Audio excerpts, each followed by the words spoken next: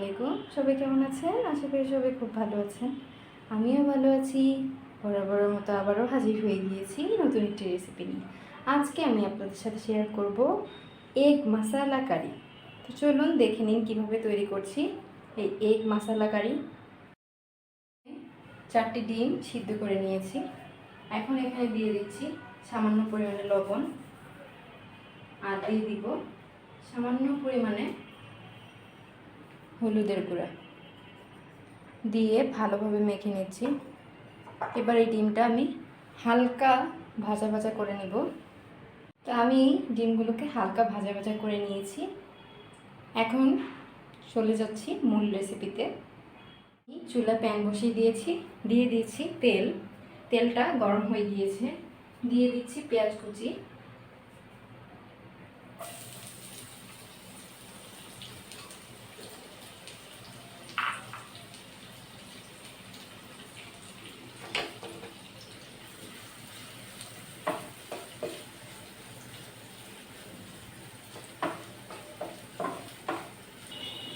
পেঁয়াজটা একটু ভাজা ভাজা করে নিয়েছি 3-4 মিনিট, আর দিয়ে দিয়েছি স্বাদ মতো লবণ। এখন এখানে দিয়ে দিব 1 চা চামচ পরিমাণ জিরার গুঁড়া,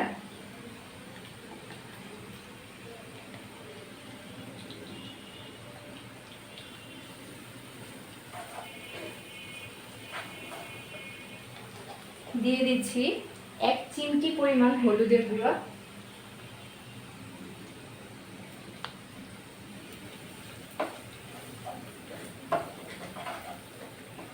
ভালোভাবে মিশিয়ে নিচ্ছি।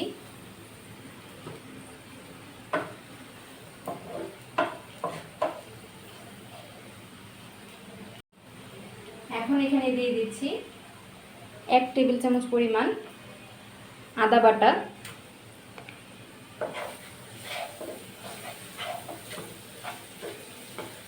দিয়ে দিচ্ছি 1 চামচ পরিমাণ রসুন বাটা।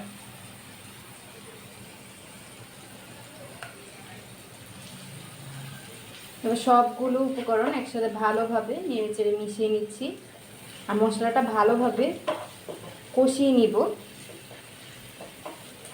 এখানে দিয়ে দিব হালকা একটু পানি,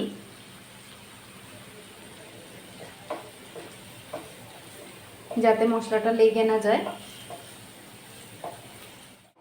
আমি হালকা একটু পানি দিয়ে 10 মিনিটের মতো মশলাটা কষিয়ে নিয়েছি। এখন এখানে দিয়ে দিচ্ছি 1 টেবিল চামচ পরিমাণ গরম মশলা গুঁড়া,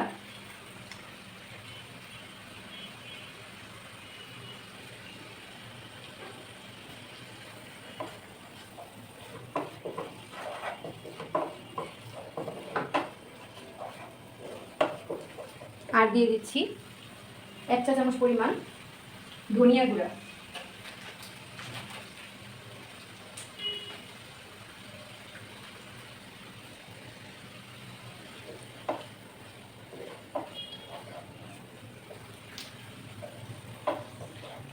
এবার এই মশলা সবগুলো আবারও আরেকটু কষিয়ে নিব 5-6 মিনিটের মতো।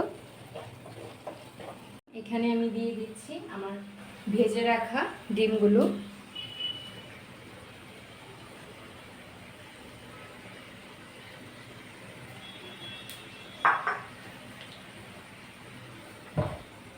এবার ভালোভাবে নেড়েচেড়ে মিশিয়ে নিচ্ছি ডিমগুলোকে মশলার সাথে।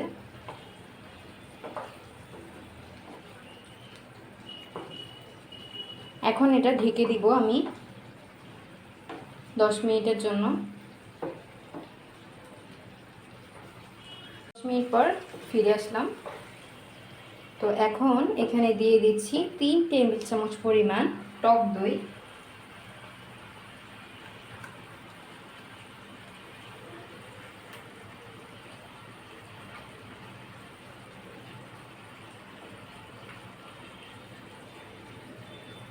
আর এই টক দইয়ের কারণে এই ডিমের কারিটা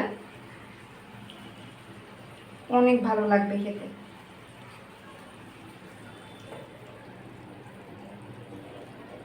ভালোভাবে মিশিয়ে নিচ্ছি।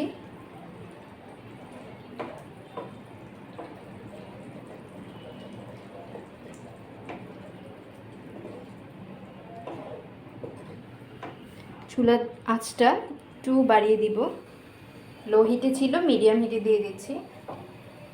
আর ভালোভাবে মিক্স করে নিচ্ছি টক দইটা।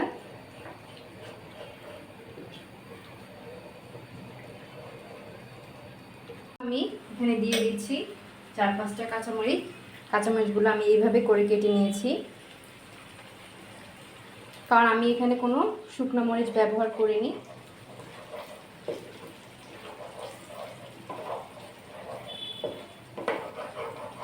তো এর জন্য আমি এখানে কাঁচামরিচ দিয়ে দিয়েছি। আপনারা চাইলে এখানে গুঁড়ো মরিচ ব্যবহার করতে পারেন।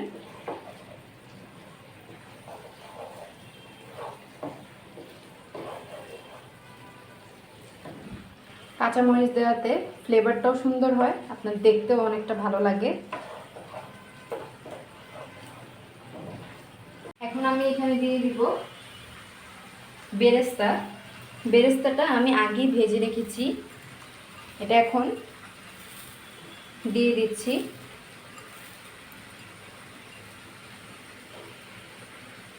বেরেস্তাটা হাতে একটু গুঁড়ো করে নিচ্ছি।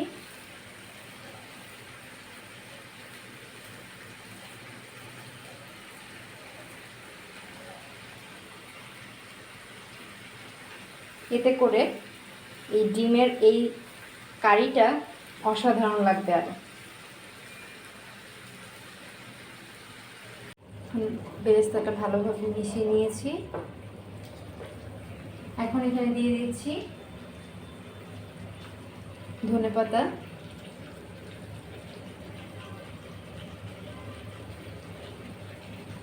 যারা ডিম খেতে পছন্দ করেন, উফ, আজকের এই ডিমের কারিটা দিয়ে ভাত খেতে কিছু অসাধারণ লাগবে।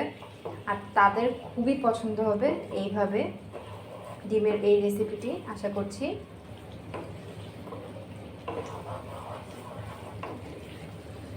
কালারটা দেখেই তো লোভনীয় লাগছে।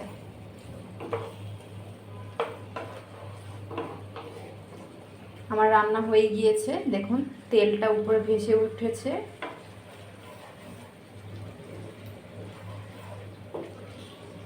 এখন চুলাটা অফ করে দিচ্ছি, পরিবেশনের পালা।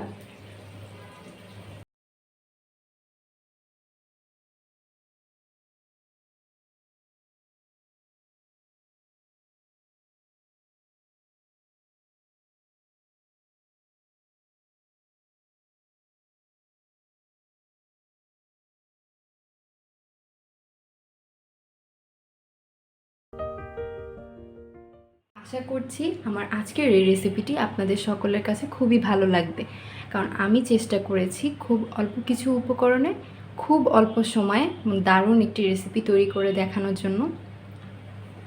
তো যারা যারা একেবারেই আমার চ্যানেলটিতে নতুন, অবশ্যই সাবস্ক্রাইব করবেন, ফ্রেন্ডস ফ্যামিলি সবাইকে আমার চ্যানেলটি শেয়ার করবেন। আর আপনাদের কার কেমন লেগেছে অবশ্যই কমেন্ট বক্সে কমেন্ট করে জানাবেন। বাসায় একবার হলেও এভাবে খেয়ে দেখতে পারেন এই ডিমের মাসালা কারি রেসিপিটি। তো আজকের মতো এখানেই বিদায় নিচ্ছি। ভালো থাকুন, সুস্থ থাকুন। আসসালামু আলাইকুম।